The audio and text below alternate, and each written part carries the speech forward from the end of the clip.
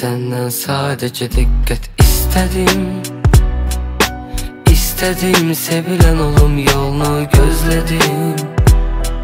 Sevgine ihtiyacım vardı görseydim. Mənə gəlsəydin, ətrini duysaydım bir.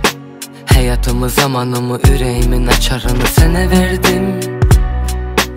İstedim sevilen olum yolunu gözledim. Sevgine ihtiyacım vardı görseydin.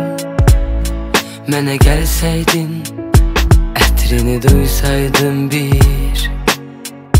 Gözlerin yollarındayken sen gah görünüp gah da iterken, sevildiğini bilmeyi bize varken